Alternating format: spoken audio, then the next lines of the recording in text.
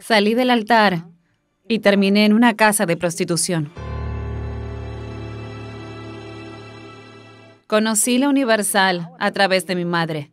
Ella recibió una invitación porque en la época mi padre era alcohólico, haciendo las cadenas de liberación por mi padre. Vi las cosas cambiando en casa. Participé del proceso de liberación. Me fui entregando, me fui dedicando, me bauticé, recibí al Espíritu Santo y después fui levantada obrera. En esa época era muy feliz. Yo era feliz al ayudar al prójimo. Me encargaba de la fuerza joven. En esa época conocí a un joven, que era el joven que yo cuidaba, y nosotros quisimos relacionarnos. Después de casarnos, él era presente, tenía paciencia, estaba en casa, y nosotros seguíamos firmes, pero con la llegada de mi hijo, él no era más ese joven dedicado. Cuando me embaracé de mi segunda hija, fue peor. Nosotros comenzamos a ser enemigos dentro de casa y un día él se fue. Yo comencé a mirar hacia mi situación, yo, madre, soltera, hasta que la obra se volvió un peso. Y comencé a poner obstáculos. Agarré mi uniforme, agarré todo, lo puse en una bolsa y fui a la iglesia, fuera del horario de reunión. Me acerqué al pastor y dije, pastor, hasta aquí, no quiero más. Hubo un domingo que al salir de la reunión encontré a un ex profesor de danza. ¿No quieres trabajar conmigo? ¿Necesitas? Le dije, sí, necesito. Ven a trabajar conmigo. Ahí me entregué al carnaval. De un desfile en Sapucaí, pasé a hacer shows en las calles.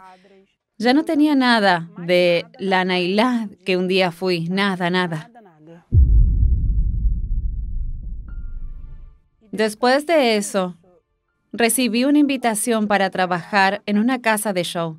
Cuando llegué allí me dijeron que no estaría vestida, que solo usaría ropa íntima. Fue cuando entendí cuál era el trabajo que haría allí. Allí no era llamada por mi nombre. Yo era reconocida por el número de mi cuarto. Y aquel día fui tratada peor que la basura, pero no tenía fuerza para decir que no. ¿Cómo lograría estar allí sobria? No había cómo. Entonces tenía que beber. En ese periodo, el diablo me hacía recordar todo lo que dije, todo lo que me propuse hacer para Dios. Hubo un día que tuve que prostituirme con 3 personas al mismo tiempo. Cuando terminé, fui al vestuario y mientras el agua caía, yo le pedí a Dios que tuviera misericordia de mí, que me sacara de ese papel, de ese lugar, porque aquel lugar no era para mí, y que Él me perdonara. Cuando salí de allí, después de haber hecho esa oración, volviendo a casa, me encontré a una obrera que era amiga mía en aquella época, y ella me hizo una invitación.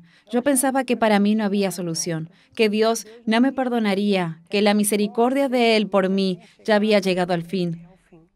Pero Dios no es como nosotros, y eso es lo bueno. Él solo estaba esperando que yo volviera.